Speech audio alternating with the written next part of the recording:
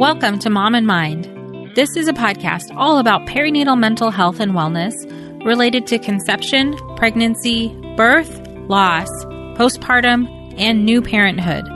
But more than that, we aim to deepen our truths, shed light on real issues, speak about our pain, feel understood, and offer a path to healing. We raise the volume on these topics in hopes that someday everyone will have the support and information that they deserve before they need it.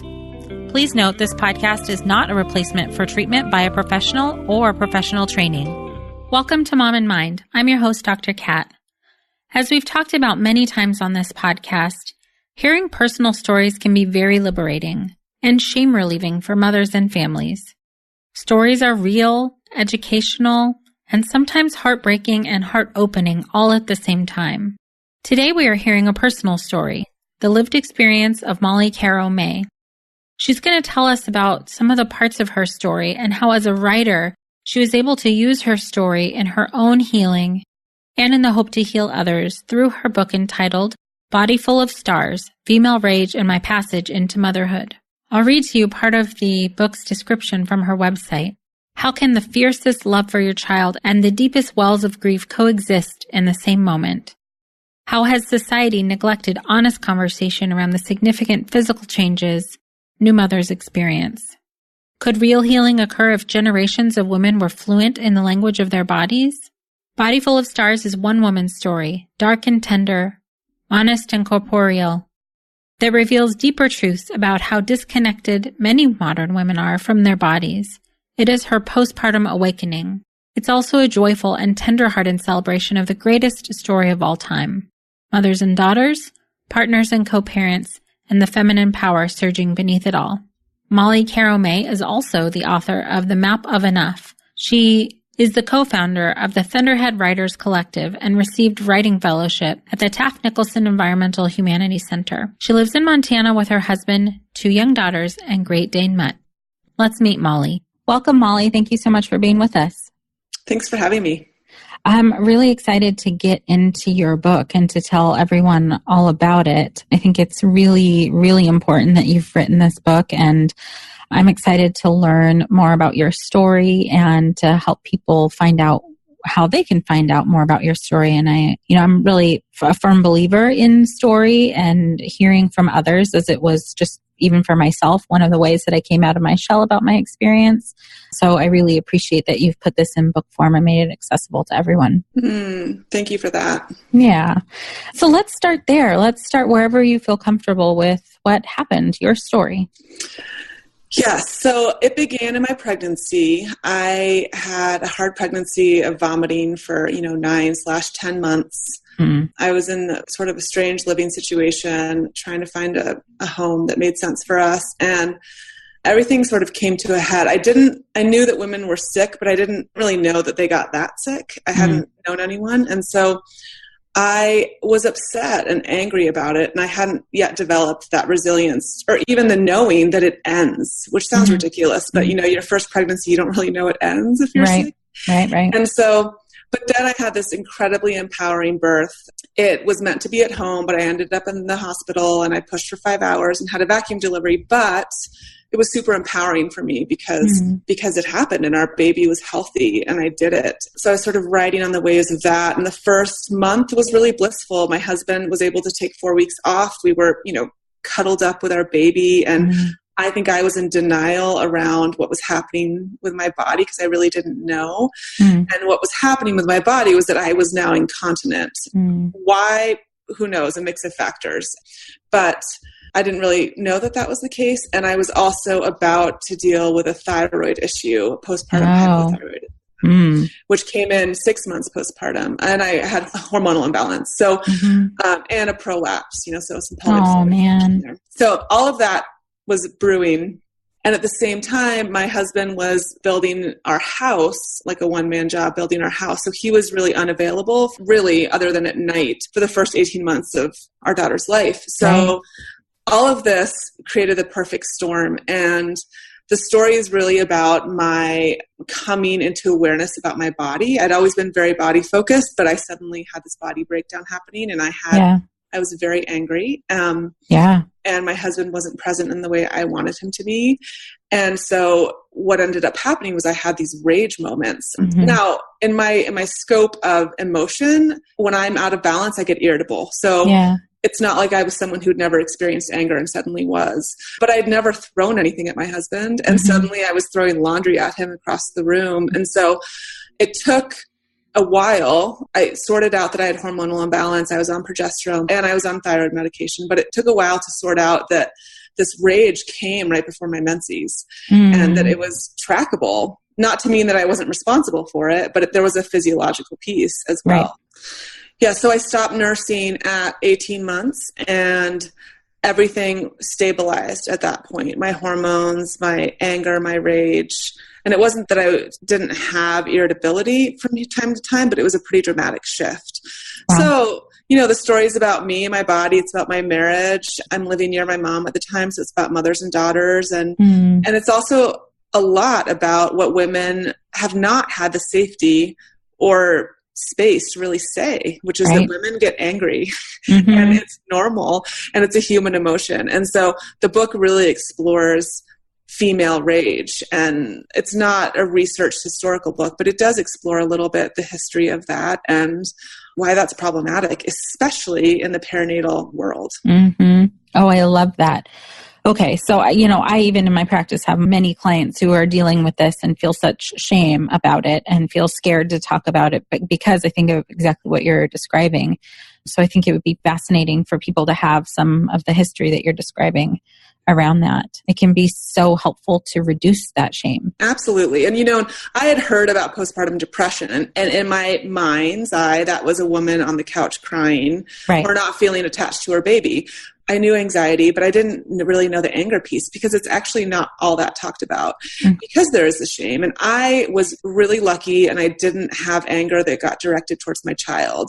And I know that's the case for a lot of people. And that's the highest shame, right? That people really have trouble admitting to that. And that's really common, I think, to be frustrated at the child. But it's a big one. And even in sharing my story and in people reading my book, people will say to me, wow, that's really brave. And I think the word brave is code for, I can't believe you're admitting this, because it's embarrassing, I think, for a lot of folks. And it was for me at first too. Right. Sure. And there's these snap judgments that people make about, I think what you were describing is women and their moods and anger and whatnot. And even with, just kind of PMS in general, it's become sort of an adjective to describe how somebody's feeling. Oh, you're PMSy, so we have a very limited range of moods that we're sort of in air quotes allowed before people get judgmental. And you sounds like experience quite a wide range of feelings during that time. Yeah, absolutely. And there is this judgment around it. And it's the dominator language saying like, oh, little lady, don't get too big. Don't get too loud. And the irony is that my husband is not like that. My parents are not like that. The people around me are not like that. If anything, my husband would say to me, like, you are the patriarchy, Molly, because you are just coming at me all the time. I talk also in the book about this women on women violence, because it's not just the men, it's the women saying, be quiet, don't reveal this. But this is also about safety. And so an important thing to mention is that for me, this wasn't all that risky to write this book because I live in this bubble of safety, which is that I'm white, I'm straight, I'm American, I'm middle class. And so for me, it's safe. Like there's not a lot to risk because I'm supported by all the systems. But I think for a ton of people, there's a lot to risk in admitting like I have anger. Right. No, I'm so glad you mentioned that and are aware of that in your story and where you are kind of placed societally in this and speaking to it. It is absolutely imperative to be mentioning that. And I thank you for that. And you're right. Women of color don't really have that same privilege in terms of what you've been able to do to put it out there, especially talking about rage. I'm hopeful that it allows women, if they're not able to come out and be public about it, at least to feel heard and seen somewhere. Absolutely. Absolutely. And that's the whole point, is if people start talking about it more, the circle of safety increases. And then at some point, the women who are the least safe will have that ability to share. Right. And then get help. That's the whole point, to share and then get the help they need to move through it. Right. So if we can kind of go back a little bit in your experience and talk about how you knew what was going on. How did you come to figure all of this out? Well, I didn't. It was really through the observation of my husband, who continually said to me, this is a lot of sleep deprivation that is, creating this. And I kept blaming him and saying, like, you're the reason that I'm wounded, essentially, because our disconnection is creating this problem for me. And I think there's a partial truth there, but there was also this other piece. And there was a moment where we were coming home from a Sunday barbecue and my husband told me he couldn't mirror me to use therapy talk. And I lost it and started beating on the steering wheel. And it turned into sort of this super dramatic moment where I was in the woods throwing rocks. And at that point, we sort of started to recognize, especially he started to recognize, like, this is not who she is. And there's something out of balance here. So, and then I tried to, I didn't actually try, but I contemplated crashing my car. And that's when a friend who I called my husband, who called my doctor, and they triaged, and it became this. We essentially created a postpartum plan like 18 months after we had our baby, And that's our big thing now is, man, we all need a postpartum plan in pregnancy, and maybe, just to have some foundation. Yeah, absolutely. I'm glad you mentioned that. Actually, our next episode will be on that very thing. So it's very important to be doing that. Right, you had a supportive environment, people who could see past what you were doing and understand that your behavior was not you. That's incredibly important. It is important. And I often think, there's the story that's been circulating about the woman who went to her doctor and said she had anger and ended up in jail. Or I reflect back and think, it could have turned out really differently for me if I'd gone to the wrong person. And I was very scared to go to a traditional doctor or whatever, MD, because I just didn't know what they were going to do with me. And I really depended on my naturopath. And I was scared. I was scared of that. And my rage was never directed at my kids, but I was nervous that someone would take my kids away from me. And I kept saying that to my husband. He said no one would ever do that because I would vouch for you and all this. But I was scared of that system and I avoided it at all, which is really too bad because there's help in that system too. Right. Yeah, absolutely. There's some good help, but there's also a reason that people are afraid. Part of it is kind of what society tells us. Part of it is that some doctors don't know what to do. And that's hard to sometimes take a gamble on that. But you found some people that did know what they were doing. Exactly. And you mentioned a naturopath. Is that the first person you went to? Yes. She's actually a friend of mine as well. And she's our doctor. So I went to her and she, ran a bunch of tests and sorted out the thyroid piece pretty quickly, which was imperative because that could have been missed and that would have led to a whole host of other things. Right. So how soon in your experience did you get the thyroid worked out? That happened at 6 months, but I didn't really have symptoms. Right. I didn't really have symptoms until 6 months. I woke up one morning and basically couldn't move or get out of bed physically. And so that's when we sorted that one out. Okay. Wow. So after you got on supplements or medication, did that help quite a bit? Oh, yeah. No, dramatically. Yeah. Okay. So that was part of the imbalance. What else? Yeah, it was it's thyroid. My estrogen and progesterone were off. I was low in progesterone and I was on those supplements. I also had adrenal fatigue for a long time, but that's part of the thyroid dance too. Yeah. So it was all those pieces. And sleep was huge. And I honestly think that if I'd been sleeping, a lot of this may have sort of sorted itself out. But I wasn't, not for a long time. Can I ask, were you not sleeping because you were anxious, worried, thinking a lot, or not sleeping because you felt like you needed to take care of a million things? No, I was not sleeping because my daughter was awake. Right. No, I wasn't. No, I wasn't. I know that happens for a lot of women. I was not awake and anxious. I was trying to figure out how to teach my baby to sleep. Gotcha. Having a hard time with that. Right. All babies are different. Some just really do wake up every hour, 2 hours. Right. I mean, you're describing something that is a common part of what happens for moms, but we really do a disservice by not talking about how much it really impacts you. Exactly. That sleep part. Okay, so sleep was really important, getting your hormones checked out and getting on supplements for that. And once you did that, I mean, you said around 18 months, everything stabilized. How long did you experience that rage part? That was for about that long. I mean, it came and went, but it was also, it was really, in my book, in the foreword, I essentially say, what is this? Is it chemical? Is it situational? I couldn't really identify it. I think it was all of the above, but my husband and I were in a very tumultuous place in our marriage. And it's like chicken or egg. What comes first? I don't know. So I would be fine. And then I would get triggered by something he said, and then it would send me flying off the roof. Or my incontinence would sort of be okay. And then we would get an argument, then I'd be peeing all over the floor. And, so it was this big soup. But as I mentioned, when I stopped nursing, which was my naturopath's orders, she said, I'm not going to force you to do anything, but I really think this will change something for you. And, she believes in prolonged nursing, but she just said, I think you need to do this. And I did, and it changed everything. Okay. So the nursing itself was part of the factor that was keeping you? I think it wasn't, I loved nursing. It wasn't the sort of the psychological piece of nursing. It was the hormones, right? So something in my hormonal palette when I was nursing kept me in a high-pitched place. And within 2 weeks of ending nursing, I just felt like me again. My pelvic floor cinched up, like everything shifted.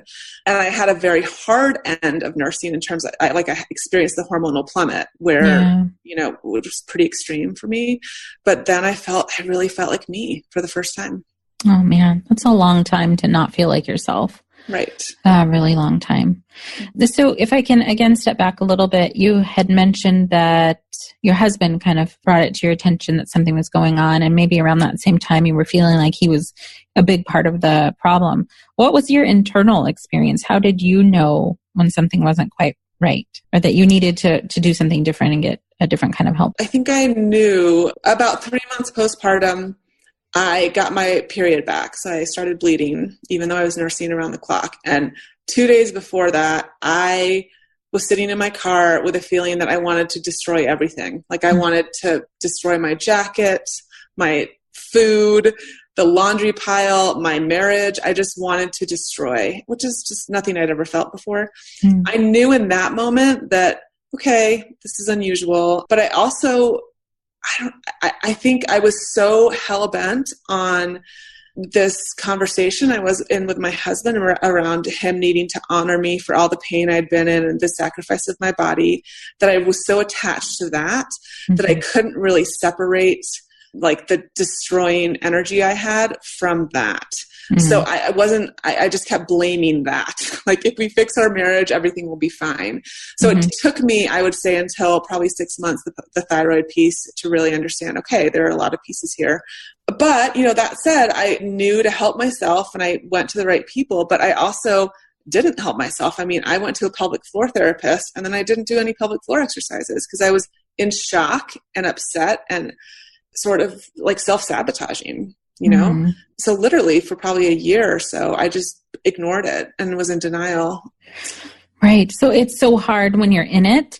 I mean, for a lot of people anyways, to be able to kind of accept what's going on and to even understand what's going on in order to accept it. It's really a lot to wrap your mind around when you're feeling the feelings. Yeah, it is. And I think when my behavior became extreme, like throwing laundry at my husband and trying to crash my car, those pieces, I knew that something was off. But I also didn't want to be medicated. Like this was my feeling, like, don't tamp me down, people. I was really resistant to that because I thought these are my real feelings. So like I had a hard time parsing out, what's just erratic behavior because of some physiological and psychological combination, and what is just my feeling that is valid. So in talking to a lot of other women, I think that's common, this sense of, well, my feeling is real, even though it's extreme. And so how do you decide what's okay and what needs to be rerouted, right? Or medicated or not medicated. Yeah. Sure. Yeah, it's really hard. And also I think some of what you're describing is that people don't have access to the information about even what medication does and doesn't do. And, how these other types of support, even supplements, can help them and not necessarily take away their experience, but potentially get them to a place where they can effectively deal with their feelings in a calmer state. Absolutely. So throughout your experience and now, you've written a book about your experience, and which I think is absolutely imperative, just in the collective sense too, of us being open about what happens. What do you feel like people deserve to know? What should we be talking about? What should you have known? That kind of line of thinking. Just about postpartum experience in general? Yeah, well, I mean, you can go from your experience. I'm just going to assume for a moment that you didn't have all the information you needed to recognize what was going on. So what would have been useful for you in your journey? I think if someone had sat me down, and here are the few things. The first is to say, look, this time with your baby is going to be really beautiful with your partner, and it's also going to be really hard. And it's going to create major stress, most likely, in your partnership. And you will get through it, and you will find each other again. But just know that if you are hating your partner, it will likely pass. Don't assume that this is just the new normal. That would have been important for me. And that's just on the social piece. But otherwise, I would have said immediately check in with a doctor who you trust and have not just the checkups we all do and get from our insurance, but like a monthly checkup or more if you can do it with your doctor, and regulating and testing hormones, even if you don't even have any symptoms of hormones, just testing to figure out or symptoms of imbalance. I would just say really being on top of that. And then I think the sleep piece is huge. I'd say like creating some sort of sleep plan, which is hard for new parents because you're wanting to do it the way you're wanting to do it. And it's really hard to shift that. And then I think having like a foundation and a therapist would be really critical. And I did have a therapist. My therapist doesn't have kids. And that felt like a divide for me. But I think all those pieces. And then being told, look, this whole like baby blues that last for 3 days postpartum is not the case. Like that might be the case for some people, but you could be having these feelings for a year plus out. And that's normal and it's okay. And you just need this strong support system. I mean, the other piece is really relying on a broader community and not just your tiny little nuclear family, which is not how it was ever meant to be. So reaching out to women friends or anyone and broadening the net as best you can so that you can be caught. Yeah, that's fantastic. Oh, those are all really, really great and necessary points. And I hope the moms who are listening and the therapists and healthcare providers who are listening can take that into account too when they're thinking about their own experience. That, I mean, you're sort of saying it's good and okay to get help. You don't have to do this all on your own. And having a plan, like you mentioned before, is really, really necessary.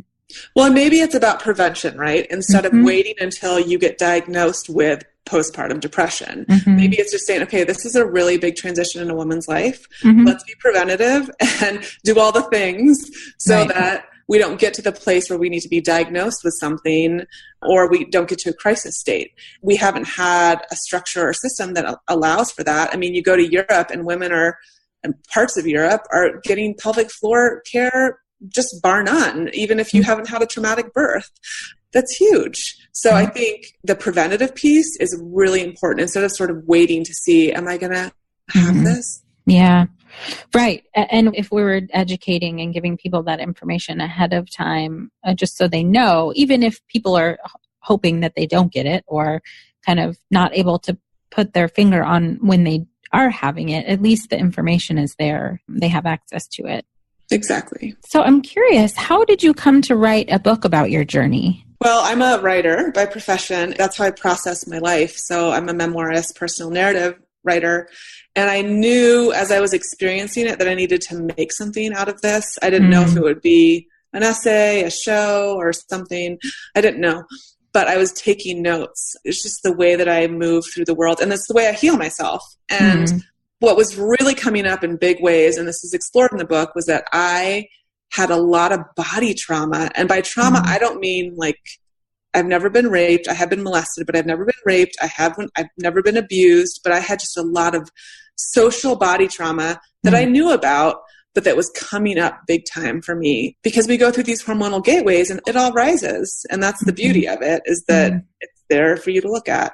So that body piece was huge for me. So when my daughter was 2, a little over 2, I took all my notes and I went away on a residency to write a first draft. And I just knew that this story was bigger than me. And I had to write it. My saying I had for myself was, may this book heal me and heal others. And I had this acute awareness of this chorus of women who I didn't know sort of calling out for this. And that's my job. You know, if this is the gift I have, then I have to use it. And it was a huge part of my healing process. And my husband and I just told our story publicly last night in our town, and that was a huge part of our healing process. So you mentioned earlier that you really believe in the power of story. And, you know, the more you talk about it, the less the shame sort of evaporates, number one. But also, if it's out on a piece of paper and it's separate from me, externalized, then it doesn't have power over me in the same way. And it doesn't sort of exist in my body. So for me, it's actually a therapeutic, I don't like to use that word because I'm not a therapist, but it really is a therapeutic tool to like organize the story and make meaning of it and then have it as this living being that's separate from you.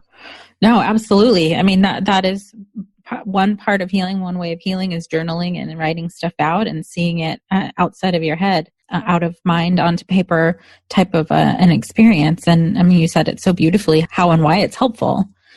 So were you taking notes throughout your experience? I was, and that's just how I move through life, right? If something happens that's interesting or there's a moment, I'll write down little things just so I remember, you know, what the room smelled like and all those details that are important for good writing. So I was, but it was raw. It was a Word document that it was just raw here and there. Right. It makes me wonder then, like after you kind of were back to yourself and you looked back on kind of some of your earlier writing, could you still identify with it? Could you still feel it? Did it feel strange to you? What was that like? I think I was right on the threshold there where if I had waited a little bit longer, I would have had too much distance to really connect in with that woman who had been me. But, you know, my daughter was just over 2, so it wasn't that far back. Right. And I could definitely resonate with the feelings still. I was still having some of the feelings. Sure. But then, you know, after I finished writing the book, I had this huge physical experience where I felt the story leave my body, and I had this replacement of joy, like true joy, enter my body in a way that I don't think I've ever experienced since childhood. And in that moment, I said to my husband, you know, I'm over it. Like, I'm over the story. I'm past it. And then, and here's the beauty of life, we got pregnant intentionally again. And I was sent right back into it in terms of the similar pregnancy. And then the postpartum has been so much easier. But I do believe that it was important for me to be reminded of what sleep deprivation feels like and all these pieces, so that while I'm in the middle of promoting this book, I can actually I can relive some of those feelings. I mean, they're not nearly as high-pitched or acute at all, but I still touch into those moments. But I think if I hadn't had a second child, I would have sort of been in a whole different realm. Wow. Wow, that's fascinating. And I'm also glad to hear you say, and for other people to hear, that even though your first experience through pregnancy and postpartum was so difficult, and the second one was difficult, but it was better because you had different kind of support. It was better. We had a postpartum plan. It was tacked on our fridge. And I was just more resilient. You know, I didn't spend 2 years in shock about what had happened to my body. So, and you've already been a parent. You sort of know what to do with a newborn. It is easier on many levels. Wow. Well, I thank you for sharing this with us. And I know that the book goes into a lot more detail, and I'm sure that people, when they read the book, are going to be able to identify with some or parts of or all of your story in really powerful and meaningful ways. Thank you for writing it. Yeah. Thank you so much for having me on here. Yeah, thank you. So I will be sure to give people links and all the places they can find you and find your book. And please, everyone who's listening, do go out and get this book. And Molly, thank you again so much for being with us. Thanks so much. Thank you again, Molly, for opening up your story to the world so the rest of us can learn and know that we are not alone. Please get connected with Molly and check out her book, Body Full of Stars, Female Rage and My Passage into Motherhood. You can connect with her on her website, mollycaromay.com, on Facebook at Molly May, Instagram at Molly Caro May, and Twitter at MollyMay26. For this and all episodes of Mom and Mind, please go to momandmind.com, connect with us on Instagram and Facebook, or in our Mom and Mind Connection Facebook group. Until next time, thank you for joining us today. Our hope is that you leave here feeling heard, understood, and hopeful. Please share this podcast. Together we can support moms and families so that no one has to deal with this alone. Come and connect with us on Facebook and Instagram at Mom and Mind.